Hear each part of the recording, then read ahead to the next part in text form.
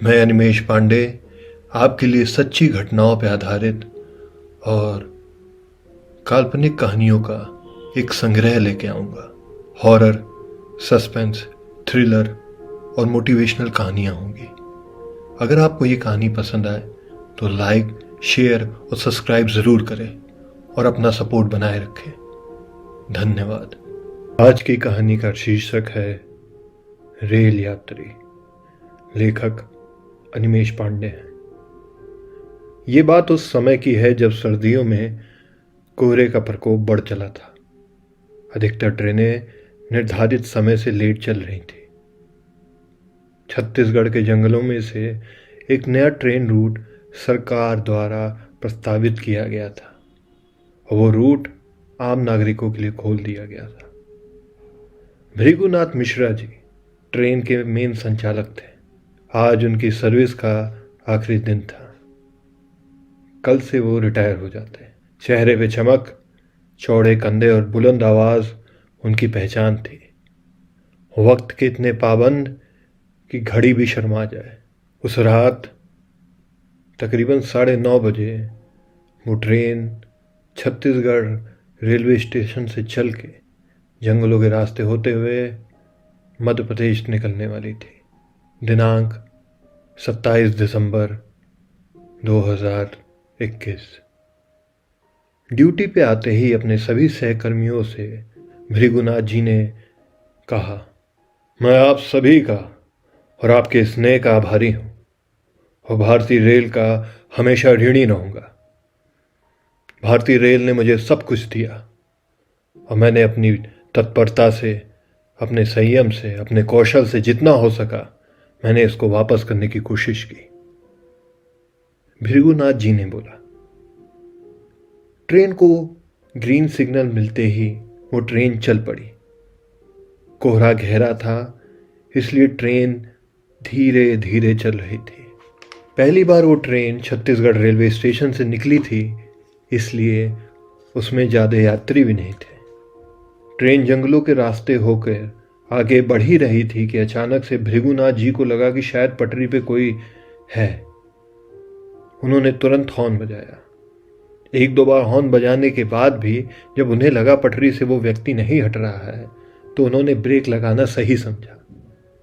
Break लगाते ही train कम रफ्तार में होने के कारण सही समय से रुक गई। भृगुनाथ जी को गुस्सा आया।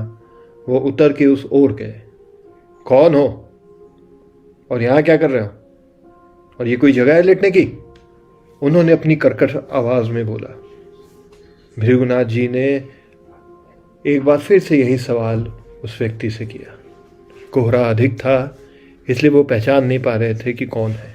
उनकी आवाज़ सुनते ही वो व्यक्ति खड़ा हो गया और लंगड़ाते हुए उनकी तरफ आ निकला।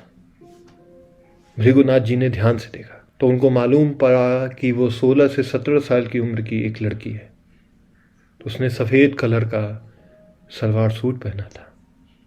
उसके माथे पे थोड़ी चोट लगी थी और खून निकल रहा था। भृगुनाथ जी ने संयम दिखाते हुए उस लड़की से पूछा, बेटा इतनी रात तुम पटरी पे क्यों लेटी हो, इतनी ठंड में?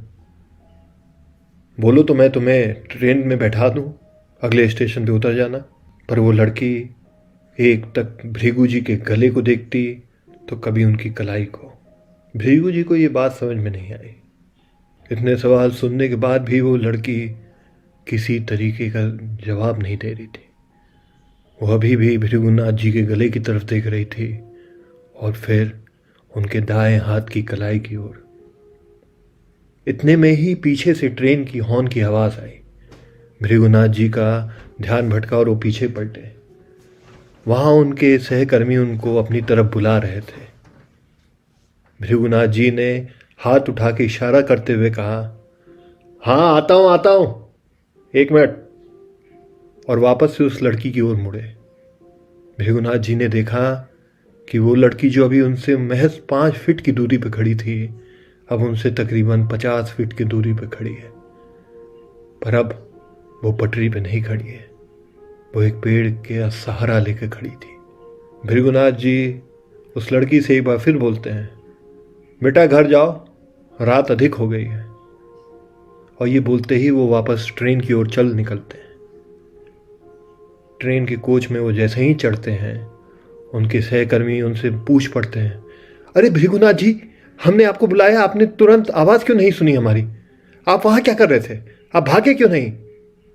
भृगुनाथ जी इस सवाल से कहीं क्षुब्ध से हो गए। उन्होंने पूछा, अरे मैं भागूं? क्या बोल रहे हो? मैं क्यों भागूं वहाँ से? और एक लड़की थी अकेले, उससे मैंने कई सवाल किए, पता नहीं क्या था, पर अब तो हट गई है। चलिए हम ट्रेन आगे ले चलें। भृगुनाथ जी की बातें सुन के उनके सहकर्मी विश्वास नहीं कर पा रहे थे। एक सहकर्मी ने उनसे फिर बोला, भृगुनाथ जी, आपने वो नहीं देखा जो हमने देखा? क्या? क्या देखा? भृगुनाथ जी ने अपने सहकर्मी से बोला, उस लड़की के दोनों पैर पीछे की ओर थे और उसकी आंखें लाल थी, जो हम यहां से देख पा रहे थे। ये बात सुनते ही भृगुनाथ जी के चेहरे की हवाइयां उड़ गई। उनको समझ में आ गया कि वो लड़की उस लंगड़ी चाल में क्यों आई। भृगुनाथ जी ने तुरंत अपने हाथ से अपना गला पकड़ा। वहां उनके हाथ में लॉकेट था।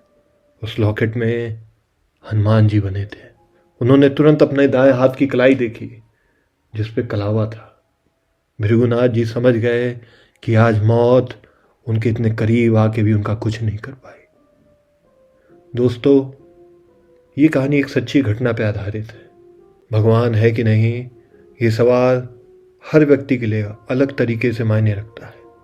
भृगुनाथ जी उस अलौकिक शक्ति में विश्वास रखते थे, शायद इसीलिए उनकी जान बच गई। इसी कहानी के साथ मैं अपनी बोली को विराम देता हूं और अगली कहानी के साथ आपसे जल्दी मिलूंगा। जय हिंद।